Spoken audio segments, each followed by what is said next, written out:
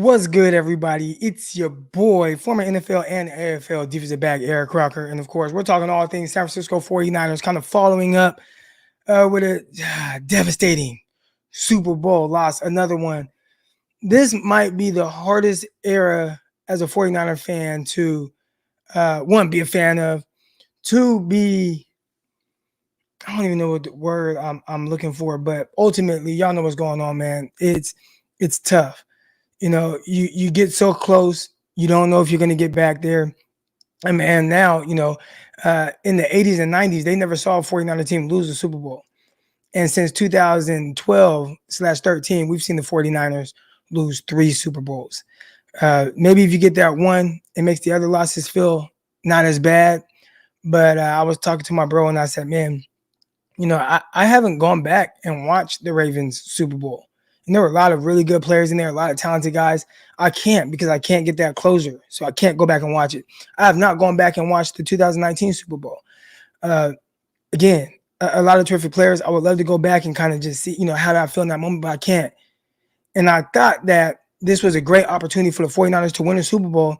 And I can go back and watch those other games and watch those other Super Bowls and say, okay, like we finally got one. So I can go back and watch those ones and just, watch the players and Patrick Willis and Bowman and Frank Gore and Kaepernick and, Ray Lewis on the other side and Ed Reed. I can go and I can watch that game and appreciate everything that went into obviously losing, but just watching greatness with the players that were on the field. And because the 49ers lost this game, I cannot go back and watch any of the past Super Bowls. I just can't do it. So I still haven't gotten that closure. I'm pretty sure a lot of 49er fans feel the same way. We're looking for it. We're looking for the answers. We're looking for where do the 49ers go from here. I talked about the Super Bowl window still being open.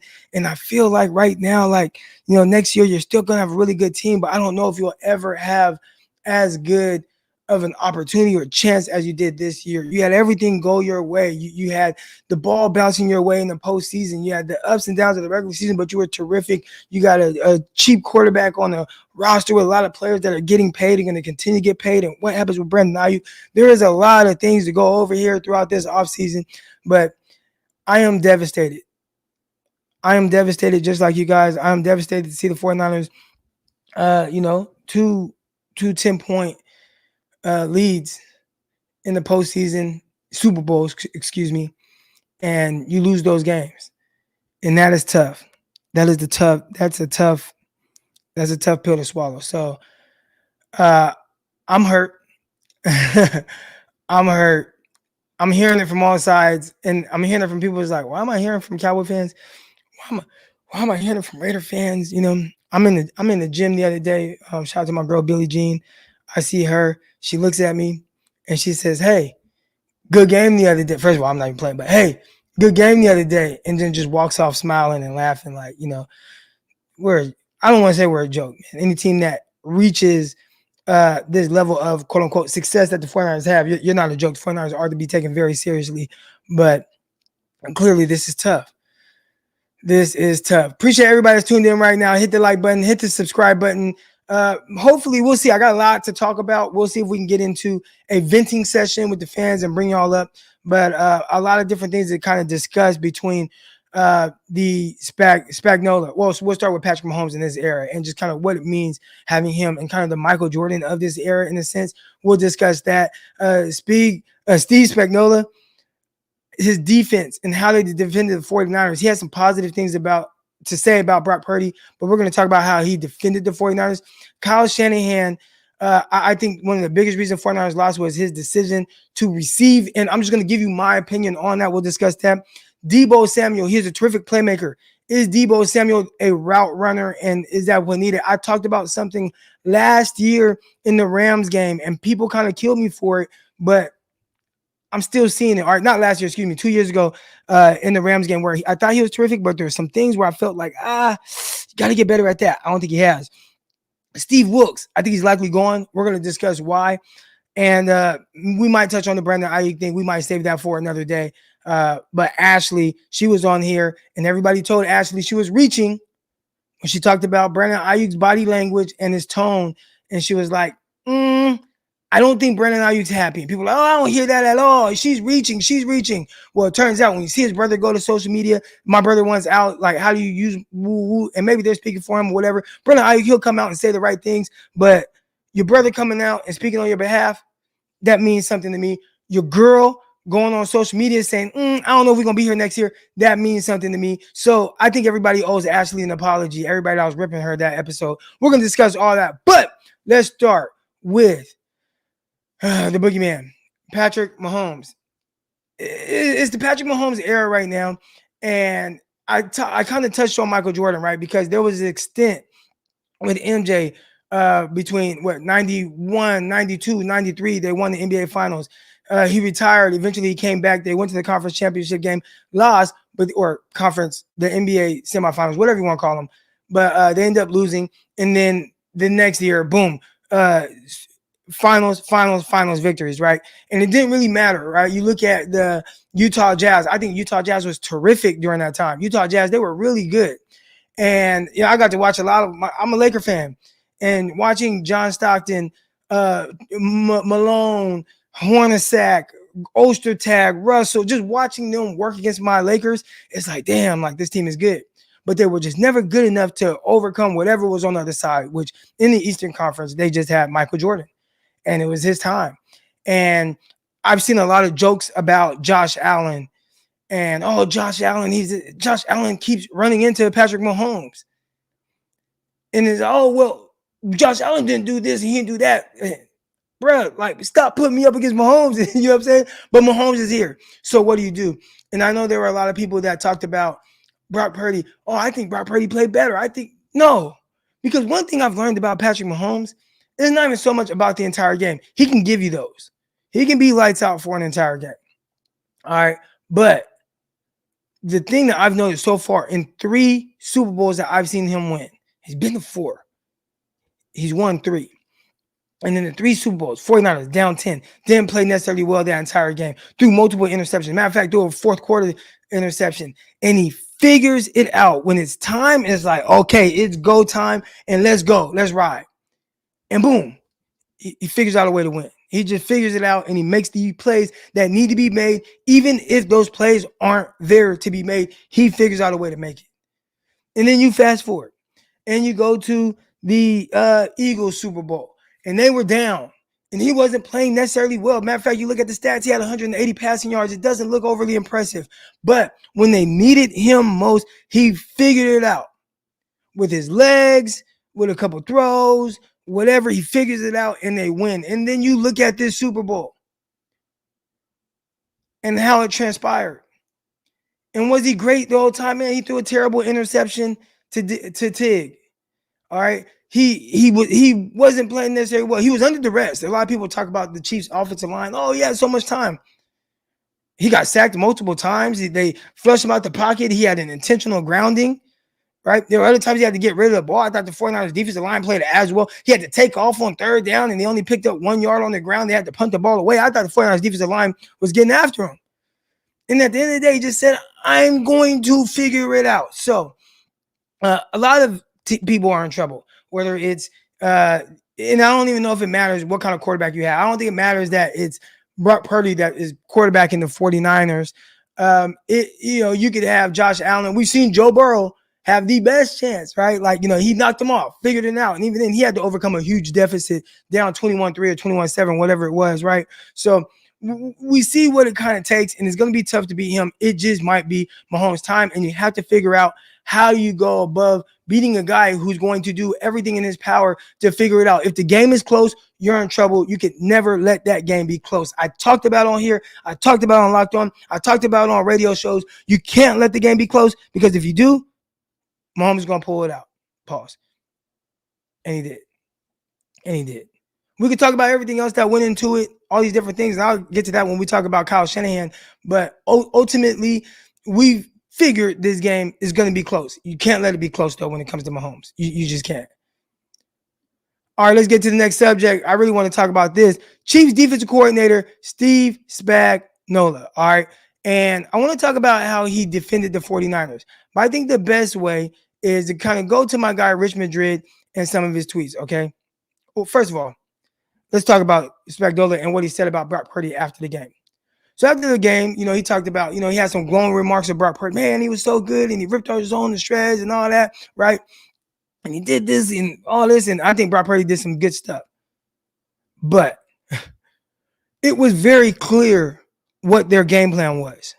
It was very clear how they felt. In my opinion, he could say these things, but how they felt about the 49ers passing game. All right, I'm not going to single anybody out.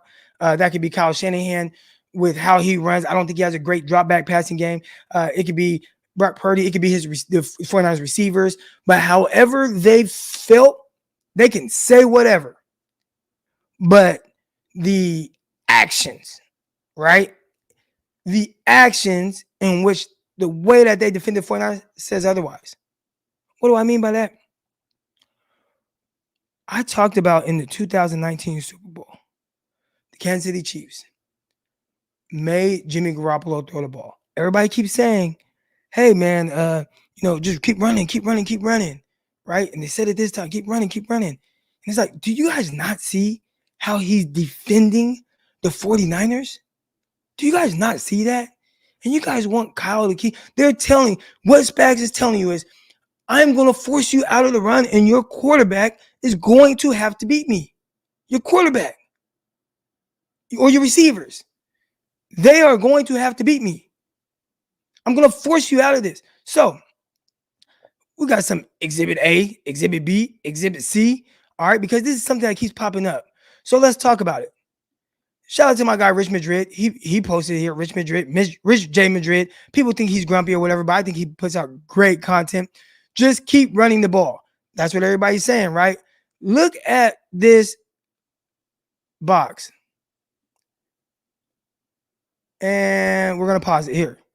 1, 2, 3, 4, 5, 6, 7, 8.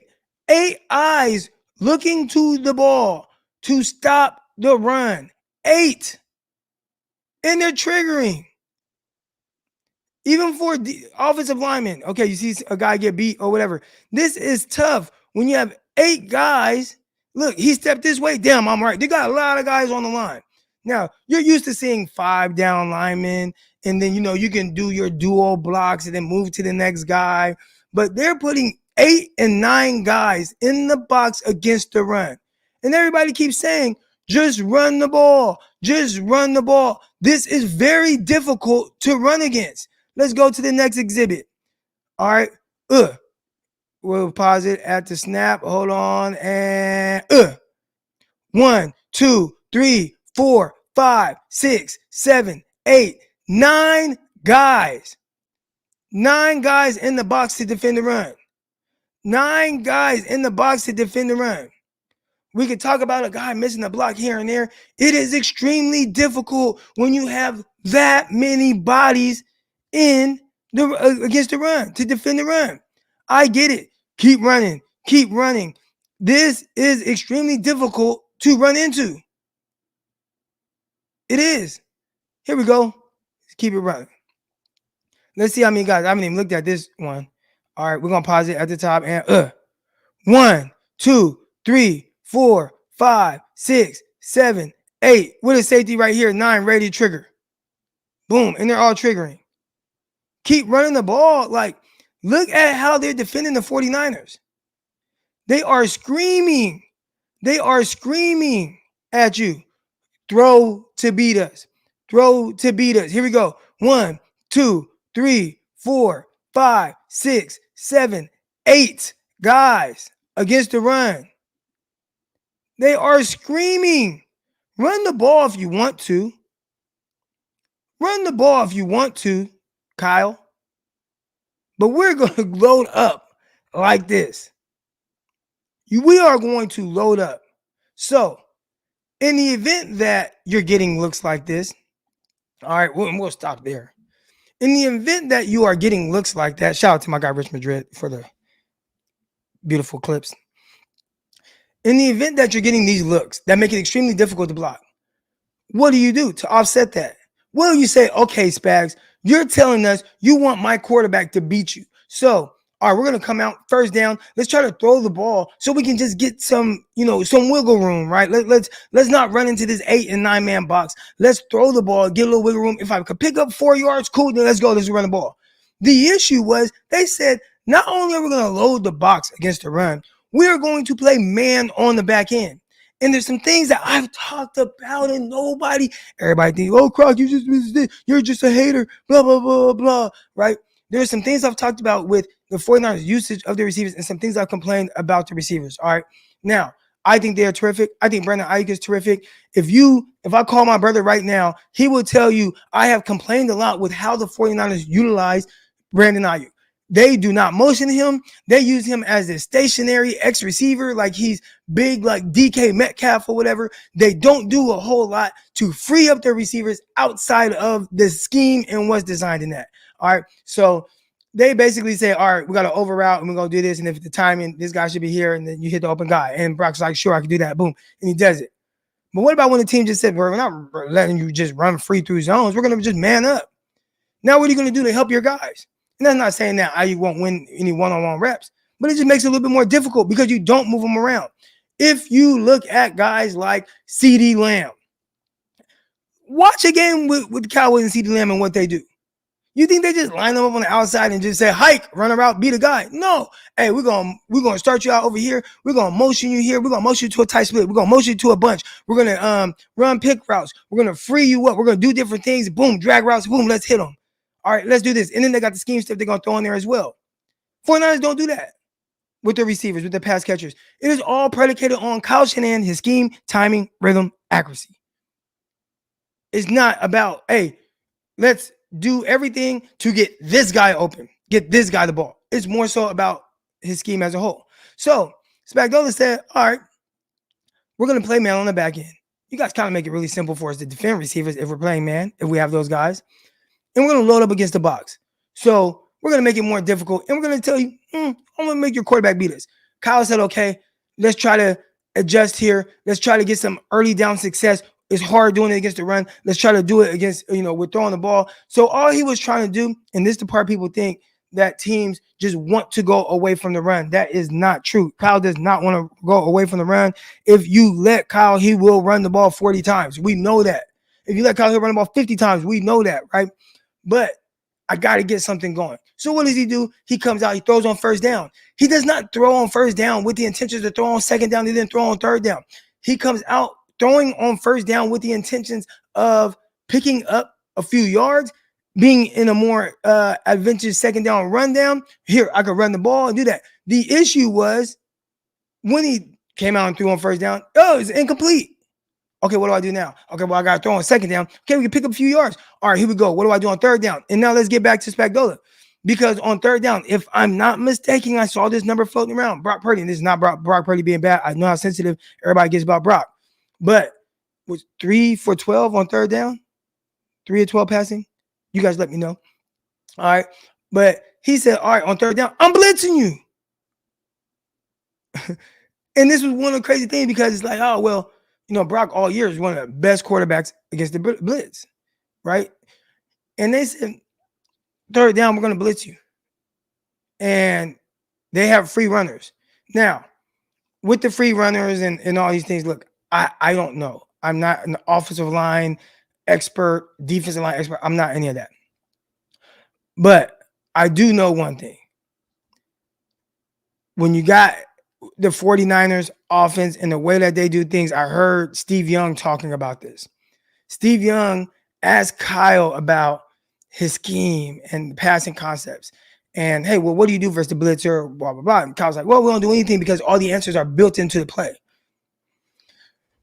So what Kyle needs is you might have a free runner at you. But if you have a free runner at you, the answer is right here. Basically, that's what he's saying. Now, where's the answer? I don't know, but he knows. All right. So they say, all right, you get a free runner. This is the answer, and this is what you need to get to.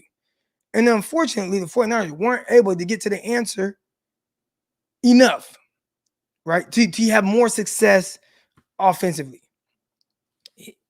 He wasn't able to get to that answer. Or quarterback wasn't able to. However you want to look at it.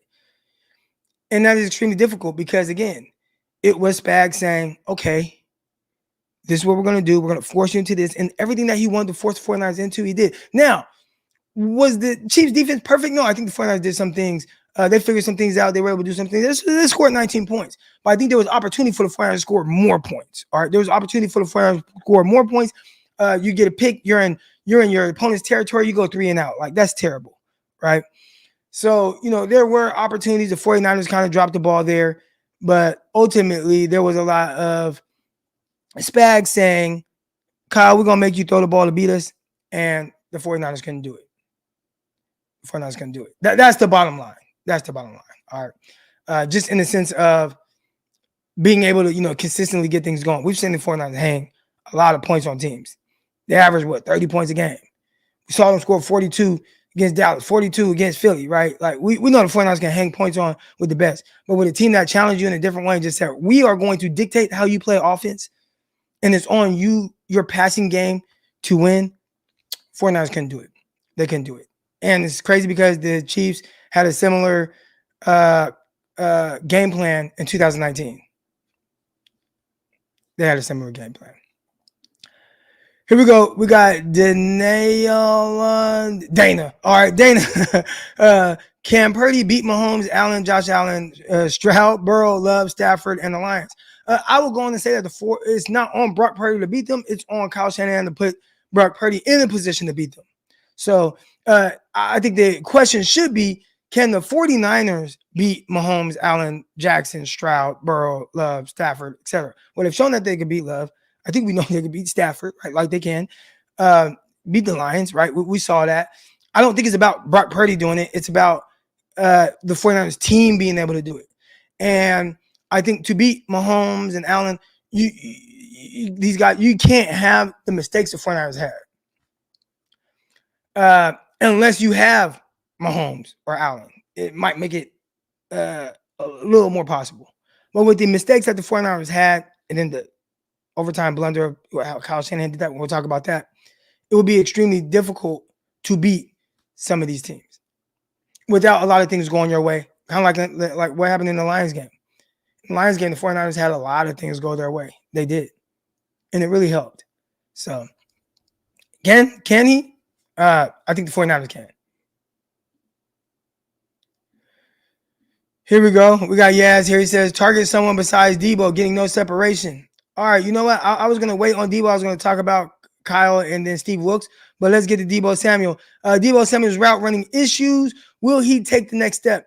I've been asking this question for a while, and my buddy Malik Matthews, he kind of ripped me for it, saying, how dare you? How can you blame this? And this, we're going a couple years back, NFC Championship game, 49ers versus Rams. He's like, how could you blame this on Debo Samuel? He was amazing, blah, blah. Debo is really good. And he is amazing when you get the ball in his hands. What happens when a team forces him to be a receiver and not a weapon? Because he's one of the most elite weapons in the league. But when they say, all right, we're going to strip that weapon card, right? I saw somebody in the chat mention something about screens. When you're playing a lot of man coverage and you're up tight at the line of scrimmage, it's a little bit harder to get those screens off. There's ways to do it, but it's a little bit harder. All right. And that's what the Chiefs are like. We're just gonna man up on all these guys, make you beat us this way. So if you run a screen, like there's a defender right there, as opposed to a team that's playing more off. All right. Now with Debo Samuel, and this was my take after the Rams, the loss to the Rams in the championship game. He doesn't work on, I don't want to say what he's doing or not doing. But I will always, if you go back to this video I made on YouTube, I made this point, and I always go back to it. In a press conference, Debo Samuel was asked about, what receivers in the NFL he watches. And Debo said, I don't watch other receivers because they not me, they can't do what I do. And I always thought that was wild. Because whether it's Cooper Kupp, Devontae Adams, whatever, there's always little things that you can take from their game and add to yours. And I think Debo has gone so far this way in the sense of just being someone who wins a very specific way, that he's not someone that's going to consistently give you separation.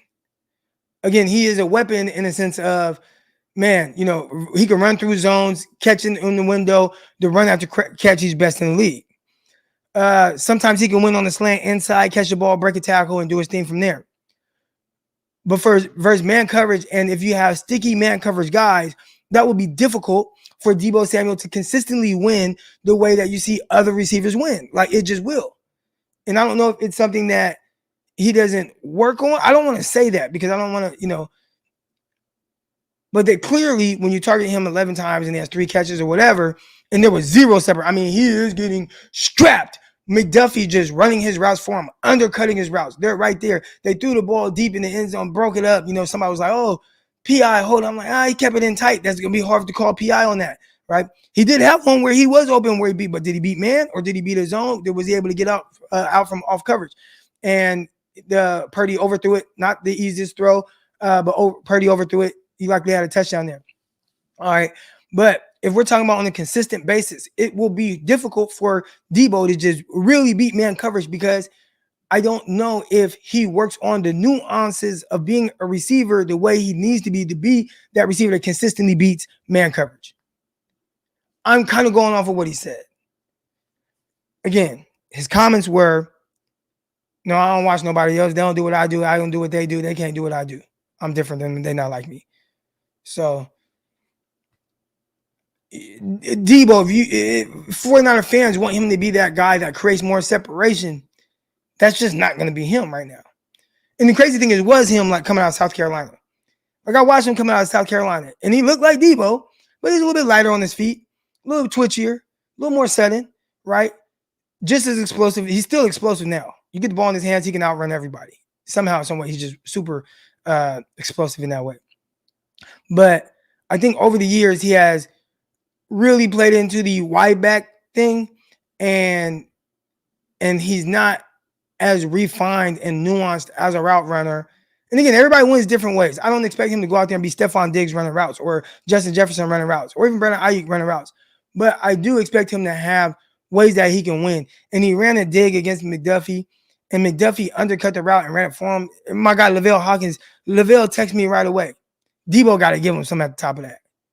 Like, you got it. You can't just, outside release, bend it inside, and then think, I'm just going to shake an all-pro nickel defensive back. Man, I got to work. Okay, I stack him. Give him some at the top. Go inside. I got to give him something. And Debo wants to be that separator. Those are things that he's going to have to work on. But again, I think he's gone away from that with his training. I don't want to assume. I shouldn't assume. Terrific getting the ball in his hands. Terrific screens. Terrific if he's playing versus zone and he can run through and what he does after the catch. Not sure if he's terrific or ever going to be terrific, but just being a man beater type receiver. We got some more super chats in here. All right. Here we go. We got For Life Niner. He says, would Kyle ever tell BP, go be yourself on the field? I think he might tell him. I don't know if he means it, right? What do I mean by that? I think the 49ers head coach, Kyle Shanahan, he feels like if you do it his way, then you will be successful. If you do it exactly how he wants you, you'll be successful. I think he runs a tight ship in that way. He might tell Brock, man, go out there and play, be loose. Does he mean it? Does he mean it? Some of you, let's say if you're married, you're married, right? And you got your wife and you tell your wife, man, babe, go out with the ladies. Go out, have a good time. Have fun, let your hair down. Do you mean it? Or are you at home like, I see you with that bitch Cindy again. I don't like her, right? Like, do you start to get tight? You told her to go out, told her to have a good time. You get tight. I think Kyle says things. I don't think he means it. I don't think when he does that thing. You know who does mean it?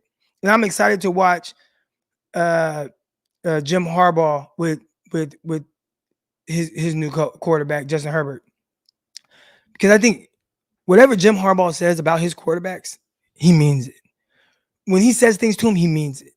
When you see him before the game, he's hitting the guy on the shoulders, patting him on the chest. It's like, let's go, you go do your thing. And he lets him be that guy. I don't know if that's ever going to be Kyle. He runs a tight ship.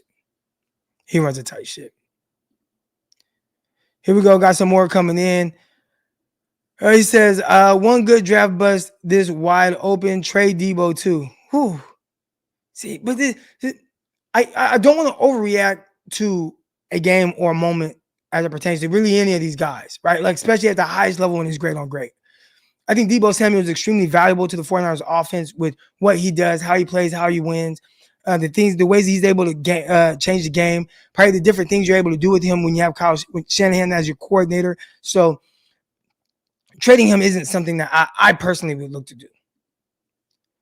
We got Dana again, and he says, to all the Purdy apologists, what happens when you have to pay him 30 M's and there's no CMC, Kittle, Debo, Trent, maybe even Ayuk? I would say that 49ers won't have to pay him $30 million. I think I have to pay him $45 million, maybe even more than that. All right. But I think if you are a believer in Kyle Shanahan and John Lynch's ability to identify talent that fits what they do, it may not be Kittle, it may not be Debo or Trent, whatever, but it would be other guys that can really contribute to what the 49ers do. So I think there will always be guys that can really help the 49ers and Brock Purdy win, however they go about getting those guys. For Life Niner says, we need Tipsy Kyle on the sideline. Right? You know what I'm saying? Let his hair down a little bit. Get a little loose. Get a little loose, Kyle. All right. Get a little loose. Maybe that'll help him. But no, I don't even think it's about him being on the sideline. I think Kyle just, the way he is. It's just the way he is. And you have to accept him for that. Damon says, Spags told us how good Purdy is, changed game plan to put emphasis on the wide receiver. And we talked about that a little bit coming in to the show, but he said he talked about how good he was and changed the game plan or whatever. I go off of actions, and maybe he felt like Brock does a lot of good things. I think some of it is not coach speak, but let's say, Lamar Jackson, he was MVP. I think Lamar Jackson is terrific, but clearly the Chiefs had their thoughts on Lamar. And it wasn't like, it's just, he might tell you, Lamar, league MVP, and man, he's this and that, and he's terrific. And we knew it would be challenging, and we had to do these different things. But the way they played him, it was just like, nigga, we finna kick your ass, and we gonna do this, and he ain't gonna be able to do nothing about it, right? And that was what they did to Brock Purdy. So he could say, man, Brock, he does a terrific job at this, and I really like, he does this and does that. But what they told you was, we're going to play 8 and 9 man in the box. And Brock, all game you're going to have to make throws, and then we're going to blitz the hell out of you. And we're going to see how you react. And we're going to see what you do. You go throw 3 for 12. Maybe we put it on Kyle. Maybe we put it on the O-line, all this or whatever. But ultimately, you are the quarterback. You touch the ball every play, and we're going to make life difficult on you. So that was what they told us. The words, yeah. How they did it, they said F your whole passing game. That was how I viewed it. That's how I viewed it in 2019. I thought it was very disrespectful how they played 49ers. That's how I view it again in 2023-24. You got to beat us. And with what we're going to do, you're not going to be able to beat us. That was how it came out. And he still almost did. Almost did. Appreciate everybody that's in the chat right now, man. Hit the like button. Hit the subscribe button. All right, we got some more topics to go over here. All right, and we'll jump to Kyle Shanahan. Bad decision. Cost the team. Every game, when it gets to these big games, outside of a Seattle kicking the Denver Broncos ass, right? I was like, because that was just an ass whooping of a Super Bowl. If you go back to 94, 95 Super Bowl with the 49ers, I barely remember it, but they kicked teams' ass, right? Like, just beat them. You ain't got, whatever. But for a majority of Super Bowls, it comes down to what you do in the most crucial, critical times. Most of them, it comes down to your decision-making and your execution or lack thereof. Everything else that goes on, and we can point to CMC's fumble, and we can point to the missed extra point, and we can point to 49ers getting an interception, but then going 3 and out. There were a lot of other opportunities that shaped the game the way it did and ultimately made it a tighter game at the end. But more times than not, when you're playing good on good and great on great, the game is going to come down to that regardless, somehow, some way. No matter how it spins. It could be a, 42-40 game and it's going to come down to at the end, or it can be a 19-19 game and it's going to come down to the end. But more times than not, it's going to be really close. And a big part of it is going to be your execution and your decision making at the end. And as it pertains to Kyle Shanahan and where I feel like he really dropped the ball, I expressed my feelings on social media yesterday. I said, if this is really what happened, that's wild. I talked about how someone said the 49ers didn't really know about the overtime rules and stuff like that. And I'm like, man, if that's true, that's pretty damn crazy. Like, that would be crazy. Well, come to find out, he did know about the overtime rules. He knew. But analytics or whoever the F told him, hey, man, if you're playing against Kansas City and it goes into overtime, this is what you should do. Or maybe they made this up on the fly. But, hey, if you win the toss, receive it. Because if you go score, then they going to score. And then now you get a third chance to, go and score and win the game that way. Kyle, what the? And if they told you that and you said, okay, yeah, that sounds like a great plan, that's an issue. That's an issue. Now, I could talk about decision making before the half. I could talk about the great decision he made to go for it on fourth down. I rocked with him whether he got it or not. I rocked with that. I've talked about Detroit Lions head coach Dan Campbell and how aggressive he was. And he felt like, man, we got to go win it. And execution wasn't quite there. You end up losing. And a lot of people, he should get fired. Like, nah, I commend him on that. Go win the game. Dang, it didn't work. Had some unfortunate bounces, not go your way. Bounce off a face mask. And great catch by IU. Fumble on the first play of a drive, right? Like, some things not go their way, they end up losing, right? But you can point to some of those decisions, and it's like, live and die with that, but I like it. Kyle Shanahan was never going to get that third possession. And that's the part when you play it and you go through it, and Peacock, we were talking about, and he's like, well, Kyle, it never even occurred to him because his brain isn't wired that way and doesn't think that way, that Kansas City would go for 2. So let's say 49ers come out, they score a touchdown, and then Kansas City scores a touchdown. Kansas City, who had prepared for all week, said, if we score a touchdown and the game is tied, we are going for 2. We're not kicking it and giving you the ball back. We're finna ride, and we're going to live with these results. And when we talk about Kyle Shanahan in some areas where he potentially may be flawed, like, this is why. Kyle, first of all, that logic, stupid as hell. Thinking, you scored, then they're going to match it, then we go score again. What, Kyle? Now, the other part is like, did you not think about this, Kyle? When you got Patrick Mahomes there, you cannot give Patrick the ball with an opportunity. You got away with it once, right before overtime. You know what I'm saying? That last drive was like, forced a field goal, right? Got away with it once. You going to play with fire again, knowing how he wins games.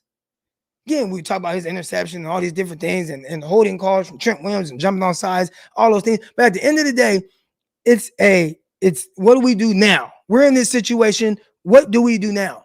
And you elected to receive the ball so that I coach 7-on-7.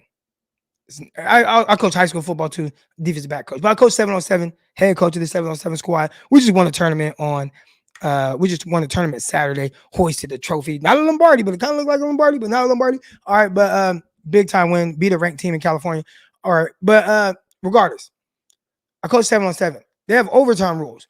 We know what the overtime rules are. The overtime rules in 7-on-7 is each play in most of the tournaments, each team gets one play from the 40. And depending on how many yards you get, the other team gets a chance to, beat that yardage. All right. So at no time do I ever say, okay, we don't know how many yards they're going to get, but let's go out there and just get as many yards as we can get and then just see if they're able to match that. No. You put them on the ball first. I need to see how many yards you're going to get. Because if you get 1 yard, I need to get 2. If you get 10 yards, I need to get 11. If you get 15 yards, I need to get 16. At no time ever did it ever occur to me whether it works or not, but that I need to go first and then see how many yards the next team gets. So Kyle telling them, all right, we're gonna receive and then we're gonna see. Kyle, that's terrible. And the analytics behind it is terrible. And then considering who you're playing against, that factors into it as well. You're playing against Mahomes. That's terrible. And then to find out that Kansas City never had any intentions on tying the game, they were going for 2 every time. That's terrible. So you want to talk about things that make you lose games?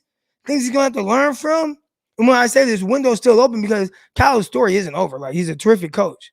But there's just these things that he does that it didn't take me being an NFL head coach to go through that to know that's not a great idea. You just know it.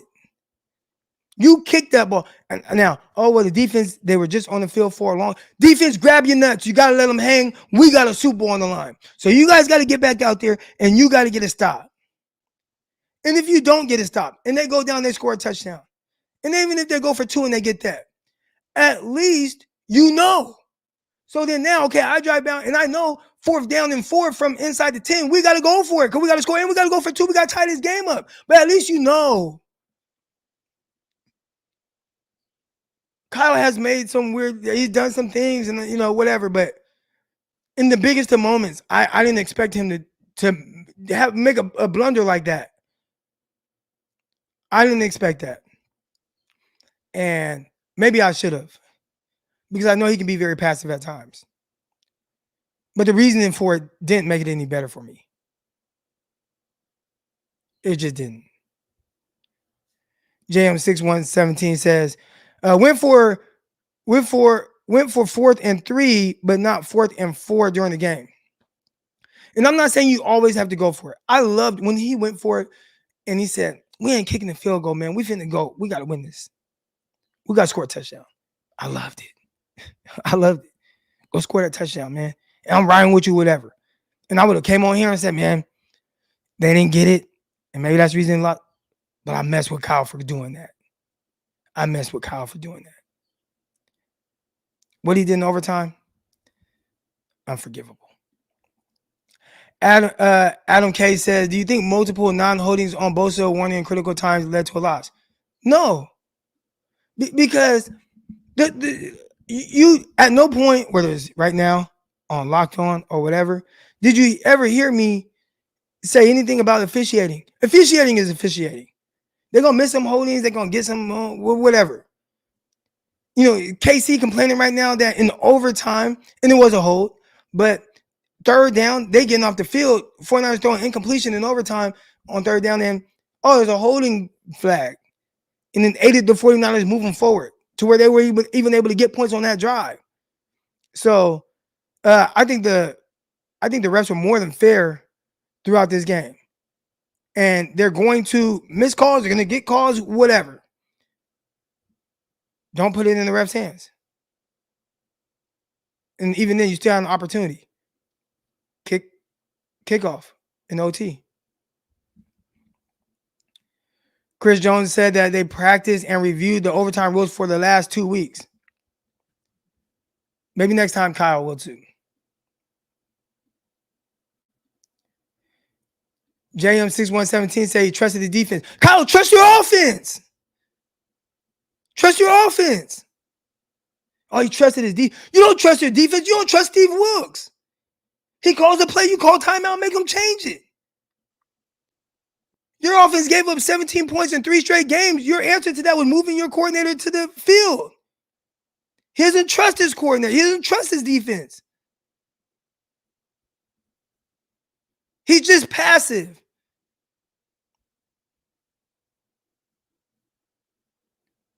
Sorry, I'm getting a little worked up, y'all. Clearly, I'm upset.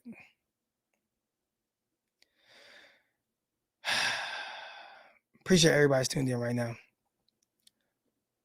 Here we go. We still got a little bit more to talk about. Last thing, actually. Steve Wilkes as defensive coordinator. Will he be back? 2 issues that says he won't. Well, I think I just mentioned the 2 issues that says he won't.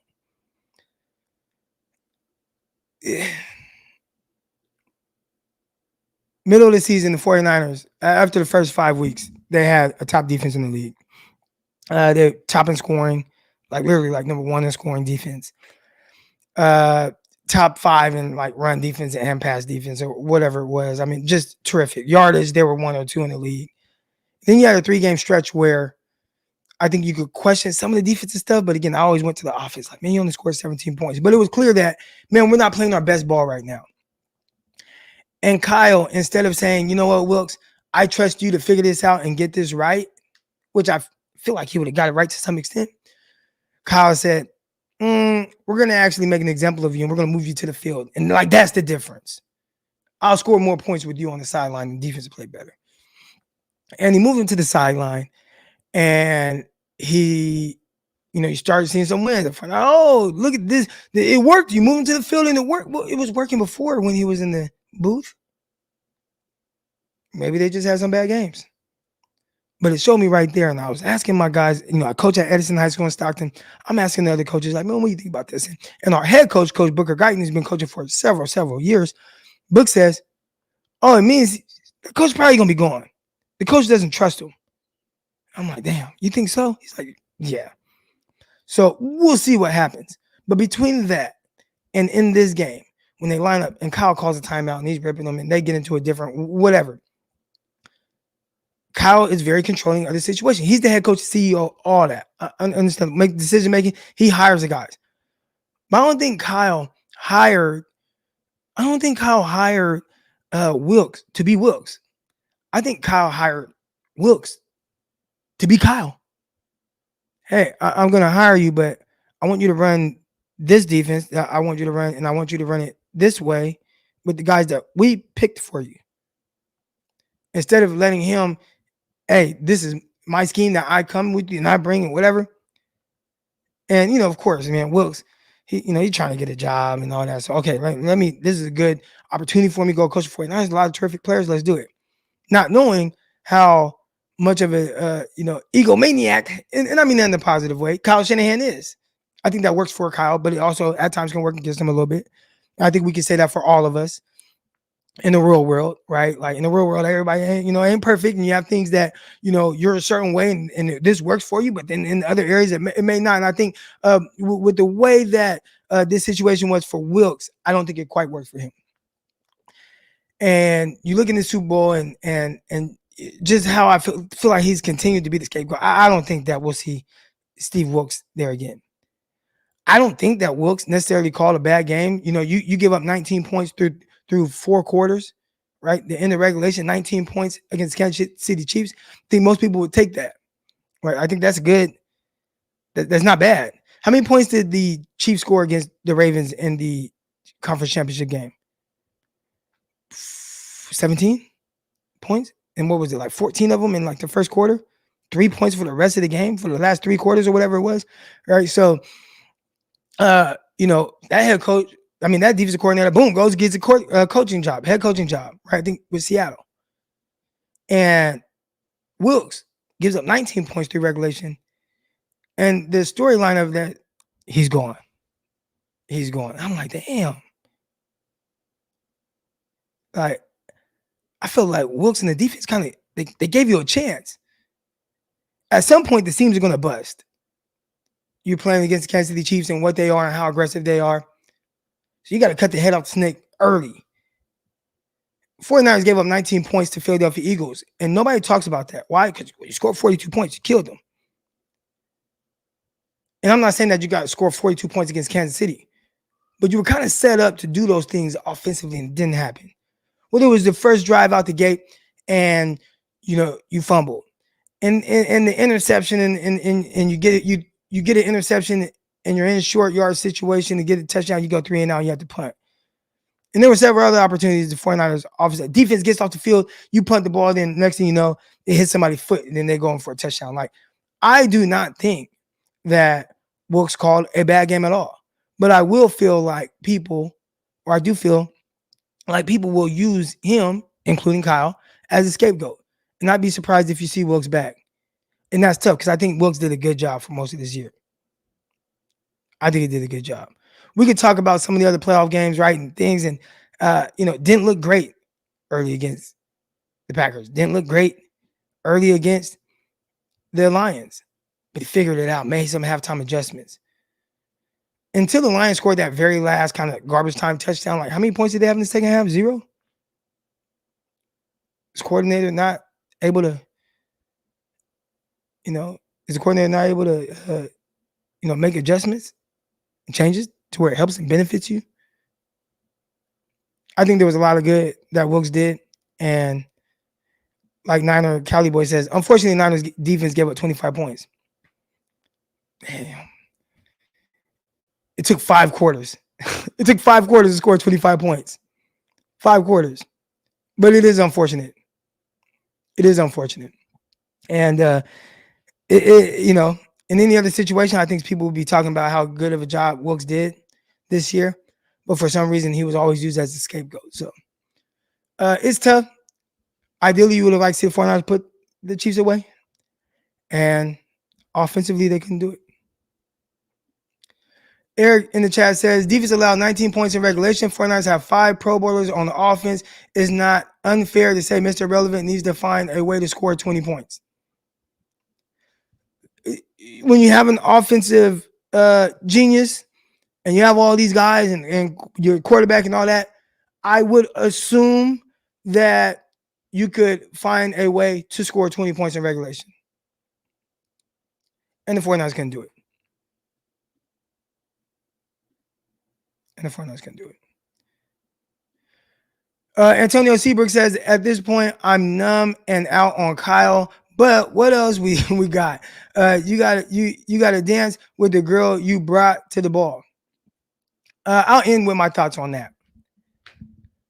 Never will you, at least not right now, will you hear me say 49ers need to fire Kyle Shanahan. I think he's a tremendous coach.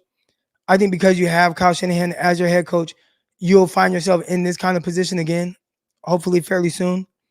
What will it take to actually win it? I don't know. You had as good of a chance this year as you did any year. I think, and that's probably what stings the most. But Kyle Shanahan, to me, is the man to figure it out. And maybe this is just a part of his journey to end up eventually hoisting that Lombardi. But the one thing I will never subscribe to is that you can't find anybody better. Now, again, I am not saying fire him. We're talking about losing in overtime of the Super Bowl. That's you're not a failure as a coach, in my opinion. You are the decision making. We talked about that. That's idiotic. But as a coach, he's damn good. But you'll never hear me say, well, you just can't get better than Kyle. Maybe you can, maybe you can't. But that's not one thing. I'm not one of, I chose him, so we just got to stick with him regardless. Like, no. If there's some kind of crazy fall off, then yeah. I think right now you're good with Kyle. And I think he does a terrific job. So I talked for a long time. I thought about opening it up, the live stream, for a kind of venting session. We'll do that on another day. I appreciate everybody that's in the chat. Hit the like button, hit the subscribe button. This is tough for all of us. It's tough. I think we all wanted that. No big overreactions to this loss. It's just gotta get back to it and get back to work. Appreciate all y'all. Love all y'all. And see you soon.